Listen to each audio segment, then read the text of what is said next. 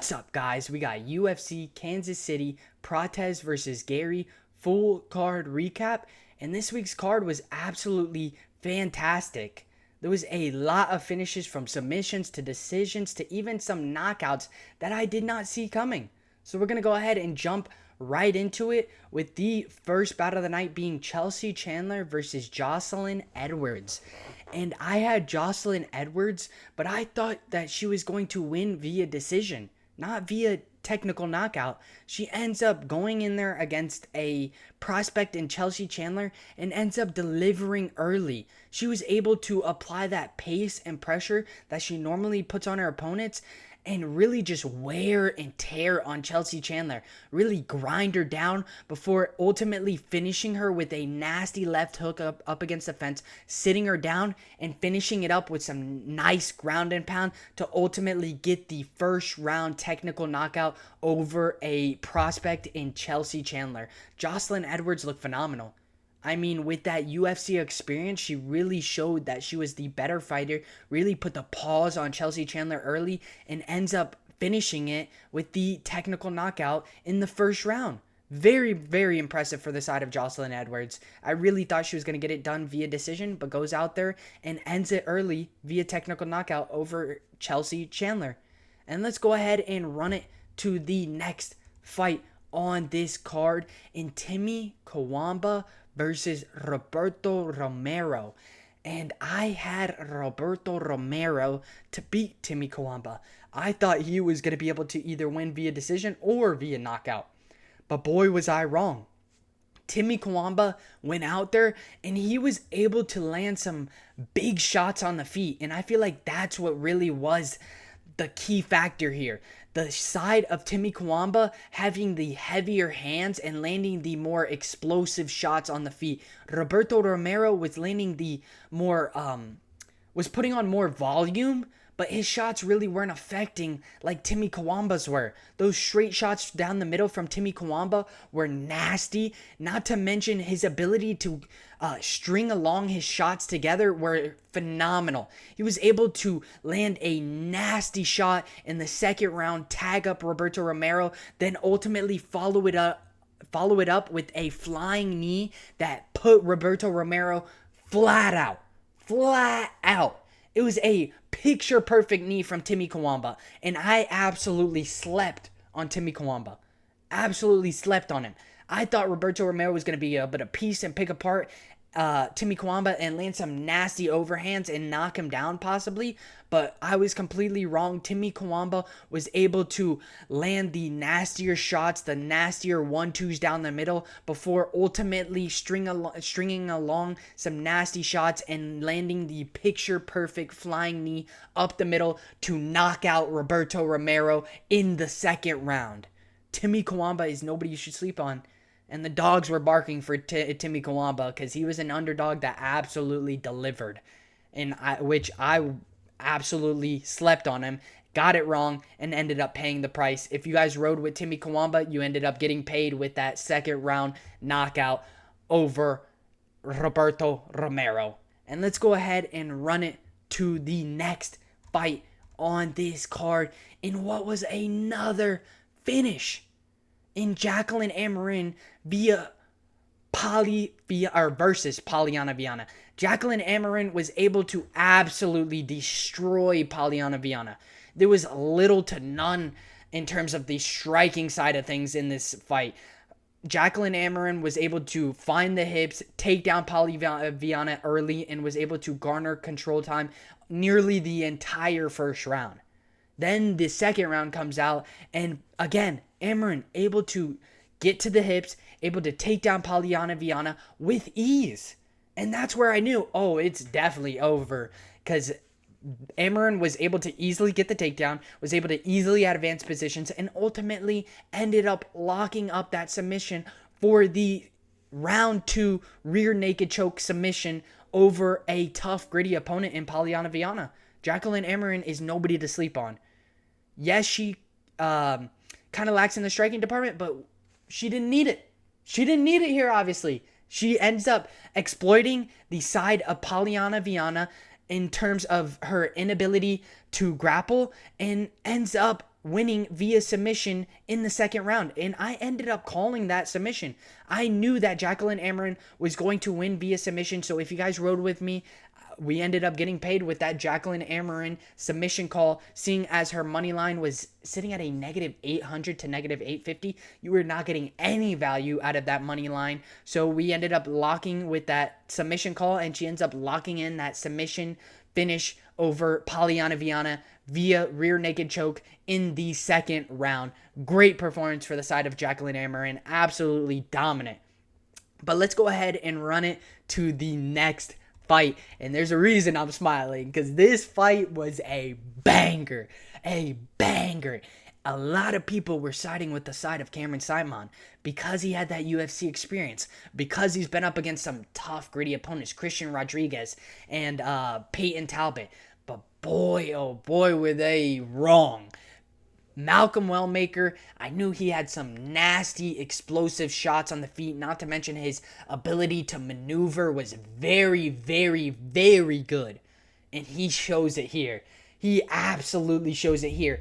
There was a very back and forth fight, really just trying to find range from both sides of it before ultimately Cameron Saaiman ends up leaving his chin up in the air. Malcolm Wellmaker with that right hand comes through, bam, lands that right hand flush on the chin of Cameron Saaiman, and you just see him drop. Just drop. I mean, Malcolm Wellmaker really put the paws on him. And if you don't remember, Malcolm Wellmaker made Adam sniff the ground, and he made Cameron Saaiman hit the ground. It was a absolutely damn good performance for the side of Malcolm Wellmaker, and I am hyped to see where he goes. They actually, I believe, have him possibly fighting on that UFC Atlanta card coming up, and I am excited to see who they pair him up against, because he is dangerous, man. He has some nasty knockout power, some deadly accurate shots, and he knows how to use it, as seen here, putting out Cameron Saaiman in devastating fashion in the first round. Malcolm Wellmaker is nobody to sleep on, and definitely somebody you should definitely keep an eye out for. And let's go ahead and run it to the next fight on this card in Damon Blackshear over Alatengheili. I had Damon Blackshear. I did. I thought that he would be better wherever this fight went, whether it was striking, whether it was grappling. And he proved me right. He did. He proved me right. Though, he didn't really use any grappling at all. I mean, nearly any grappling at all. He kept this on the feet, where I thought he did obviously have the striking advantage. Like I said, I felt like he was more well-rounded and better in every aspect of the fight game. But I just didn't see him keeping on the feet and not really using any ground game at all. But again, he was able to stick on the feet, was able to outstrike Alatengheili, use that reach advantage to the best of his ability, throwing that jab, maintaining that distance, keeping Alatengheili at bay. And anytime Alatengheili was trying to come in and trying to close that distance, you could see some nice hooks on the inside from Damon Blackshear. Not to mention, he was able to really mix it up, really just confuse Alatengheili on the feet, and that's what was really getting the better of Alatengheili. The ability to mix it up to the head, to the body, to the legs. He was really just confusing Alatengheili and was just picking him apart before ultimately winning via unanimous decision 30-27 over Alatengheili. I believe that Alatengheili really didn't get around. I thought that Damon Blackshear absolutely dominated. So I'm going to say 30-27 for the side of Damon Blackshear, who put on a absolutely dominant performance. I did, however, think he was going to win via submission, but ends up winning via decision over a tough, gritty opponent in Alatengheili. And if you guys rode with me on that confident pick, you got paid with the money line side of things for Damon Blackshear. But let's go ahead and run it to the next fight on this card in Chris Gutierrez versus John Castañeda. And man, oh man, I had John Castañeda. I really thought he was going to be able to get it done. I thought he was going to be able to mix up his striking with his grappling, find that success on that inside boxing range, and be able to land some key takedowns in some timely situations. But I was wrong. Chris Gutierrez was able to snub some takedowns, keep this on the feet where he ultimately had the advantage, was able to piece and pick apart John Castañeda, landing some big shots on the feet and actually knocking down John Castañeda in the first round in what was a nice flash knockdown to steal the round. I mean, John Castañeda was looking phenomenal. He was garnering control time, he was landing some nice ground and pound, and was going to walk away with that first round before ultimately getting clipped by Chris Gutierrez, getting sat down, and ultimately losing the first round. Then the second round comes along. I feel like John Castañeda started finding some striking success and some grappling success and really started to find his rhythm. But then, again, Chris Gutierrez being able to snub the takedowns, being able to keep it on the feet where he had that advantage and be able to piece and pick it apart and really finding success in the striking department. And he ends up winning it. But I did feel like John Castañeda possibly did enough, but ultimately the judges saw it a different way and end up giving Chris Gutierrez the split decision win, 29-28, over a tough, gritty opponent in John Castañeda, who just, I feel like, was a little bit too willing to strike and was not willing enough to shoot for the takedowns too much. So Chris Gutierrez walks away with the split decision win over John Castañeda, who I thought was going to be one of the better underdogs of this week. But I ended up eating my words on that one.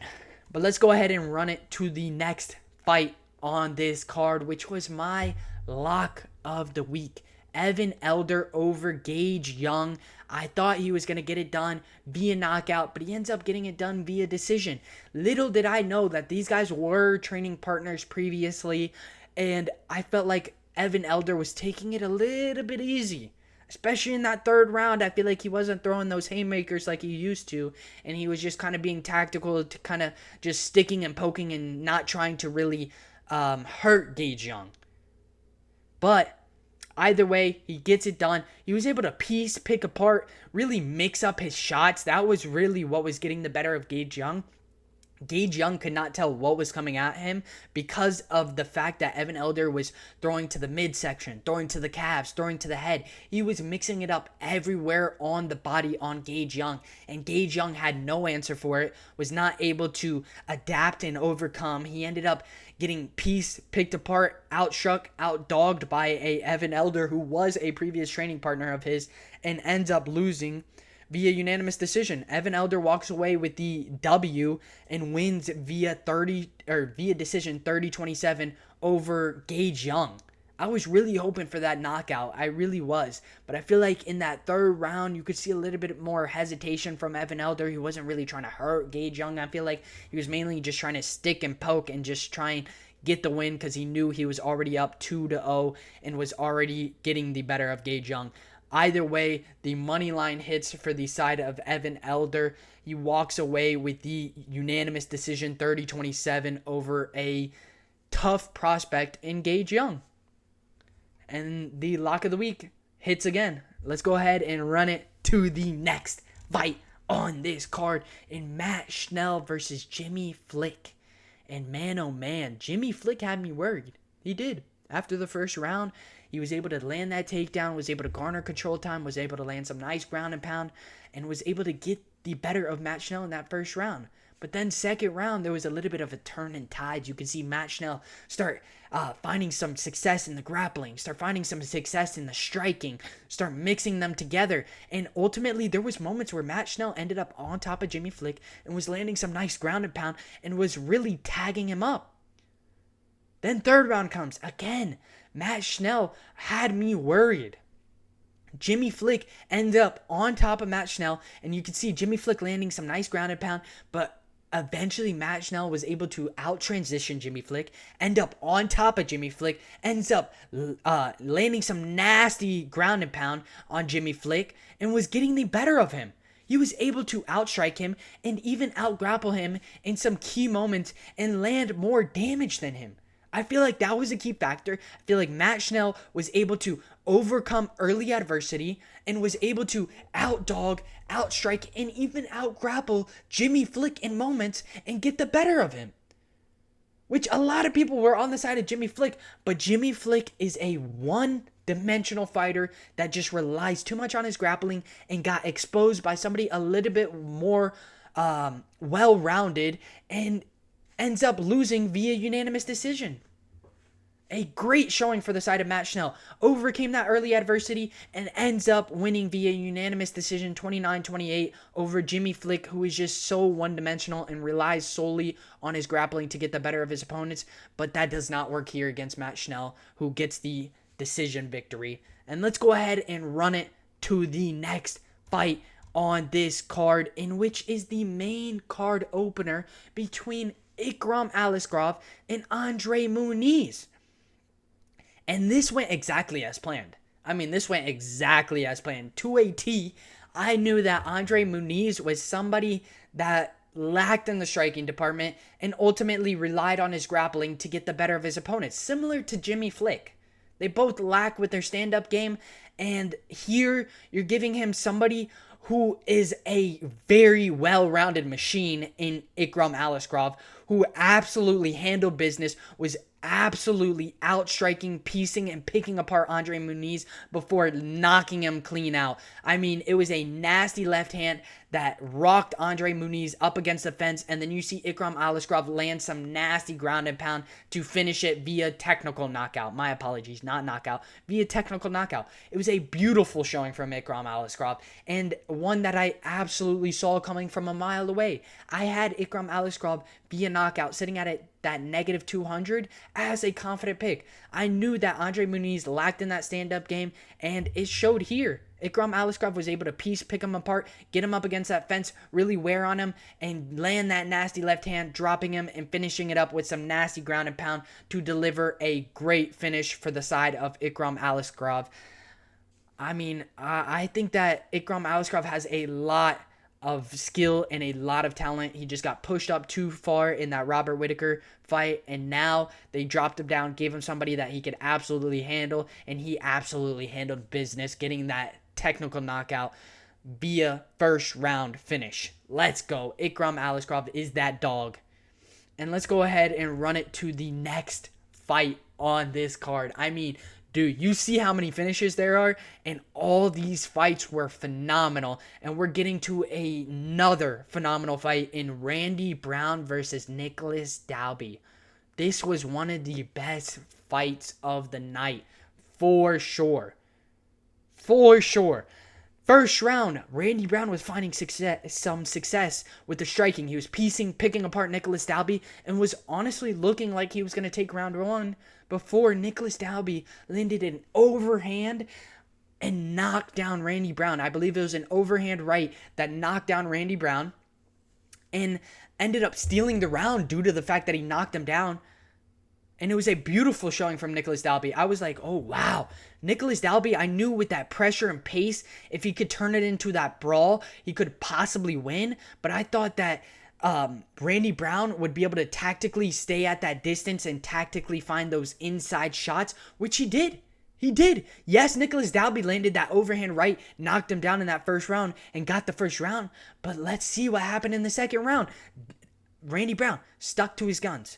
Stuck to his guns, sticked with what he was doing because it was working in the beginning. He was able to use that reach advantage to stick on the outside, outstrike Nicolas Dalby from the outside, and you see Nicolas Dalby do exactly what I said in my previous video, start getting overzealous, start trying to push the pace, start trying to really just be relentless in being in his opponent's face and really making them uncomfortable. But in doing so, he leaves himself open for these shots and these counters, and Randy Brown was able to exploit that side of things and land the nice counter shot on the inside, knocking out Nicolas Dalby, putting him flat out on his stomach, on his face, making him eat the canvas in fashion. I mean, dude, it was a electric finish for the side of Randy Brown.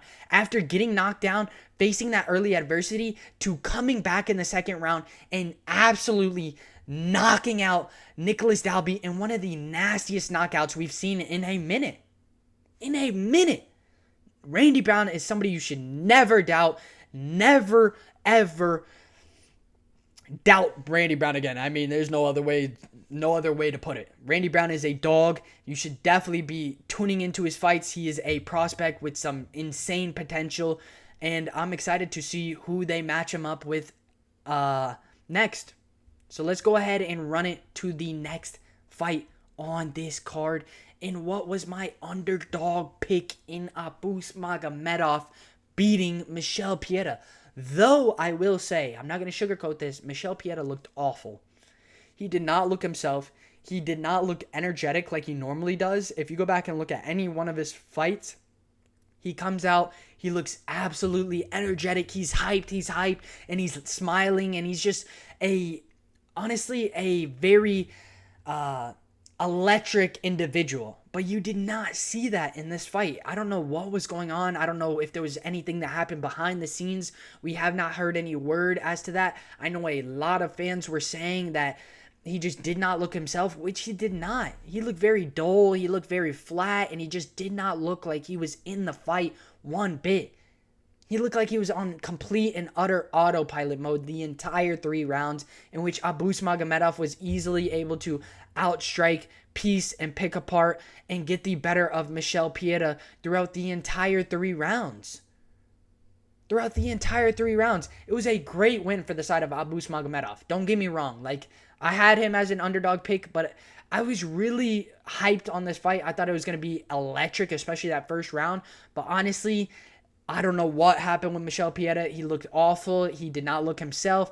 You could see that there was obviously something going on in his mind, or something that happened previously definitely affected him, definitely affected his fight game, and he ends up losing to Abus Magomedov via unanimous decision 30-27 in what was a dominant performance for the side of Abus Magomedov. And let's go ahead and run it to the next fight on this main card in Giga Chikadze versus David Onama, in which I had Giga Chikadze, and I had to go back and rewatch this fight. I did. I felt like Giga Chikadze won. I do. Even going back and rewatching, the damage output has to be on the side of Giga Chikadze. David Onama, yes, he landed some nice hooks on the inside, some nice straight shots as well. But ultimately, he mainly just controlled Giga Chikadze. He mainly just controlled him. Giga Chikadze was landing the heavier shots on the feet, was landing the more explosive shots on the feet, even tagging David Onama a couple of times, having him kind of honestly fall back in a sense and kind of retreat. Whereas Giga Chikadze really wasn't caught with anything huge that made him really fall back that much. Giga Chikadze was landing the better shots on the feet, was able to even land some nice shots to the body and to the legs of David Onama, and was rocking him, I feel like, a couple times. But ultimately, the judges saw it differently and gave the decision victory for David Onama. And I low-key don't agree. I feel like he was mainly controlling. Yes, he was able to mix in his striking with his grappling, but I feel like his striking, he had a couple moments in the striking department, but mainly it was just the grappling, I feel like, that gave him the win. And it's not like he was landing some nice ground and pound. No, he was landing some peppering shots here and there where it was mainly just control. And I feel like there's always this thing where it's like, oh, damage trumps all, but then you get this where it's like, oh, control time ends up winning it. Either way, I thought Giga Chikadze won. I thought he had the more damaging shots. I thought he did a phenomenal job against David Onama, in which the judges saw it differently and gave David Onama the unanimous decision win 29-28 over a tough, gritty veteran in the game in Giga Chikadze. And let's go ahead and run it to the next fight, in which is the co-main event of the evening in Anthony Smith versus Mingyang Zhang. And man, oh man, did I call this fight going exactly how it went. I saw Zhang Mingyang ending Anthony Smith early. I had the knockout prop as a confident call as well, sitting at it like a negative 235, somewhere around there. I knew Zhang Mingyang would be able to outstrike him, be able to piece and pick him apart before ultimately landing the knockout shot, which is exactly what happened. Zhang Mingyang was outstriking him, landing some big shots on the feet before ultimately following it up to the ground, landing some nice elbows, some nice ground and pound, and winning via technical knockout in the first round. He ended up actually splitting Anthony Smith open on the forehead, but either way, he put on a damn good, dominant performance against a tough, gritty veteran in the game in Anthony Smith. And this was actually Anthony Smith's retirement fight. He has over 60 fights in his MMA career, and he is an absolute savage that deserves his flowers. I mean, he has been up against the best of the best and still took on the best of the best in Zhang Mingyang, who is a talented and skillful individual who went out there and absolutely dominated and put on a great performance, winning via technical knockout over the tough, gritty veteran in Anthony Smith, who just, again, did not look like himself these past couple of fights. Should have hung it up a little bit earlier, but he is still one of them dogs. But let's go ahead and run it to the main event of the evening. If you guys haven't, make sure you guys like, subscribe, and make sure you guys tell a family member, tell an aunt, uncle, your dad, your mom, share with somebody. And let's go ahead and jump right into this main event in Ian Garry versus Carlos Prates. And this was an absolute dominant performance for the side of Ian Garry. I mean, he went out there and absolutely showcased against Carlos Prates, one of the most dangerous up-and-coming strikers in the division, in which many people were shit-talking Garry hardcore. They were saying, oh, his well-roundedness is overrated. Oh, he is not that good. He's going to get starched by Carlos Prates. What are you guys saying now? If you took an outside look from this fight, Carlos Prates had one way of winning, and that was via knockout. He has a puncher's chance, whereas Ian Garry is a very well-rounded individual. He is very, very well-rounded. He has a good striking game. He has a good grappling game. And many want to sleep on him and want to say, oh, MVP outstruck him. MVP, one of the hardest strikers in the division. Then Shavkat outgrappled him. One of the hardest grapplers in the division still went toe-to-toe with him and had moments in that fight nearly submitting Shavkat.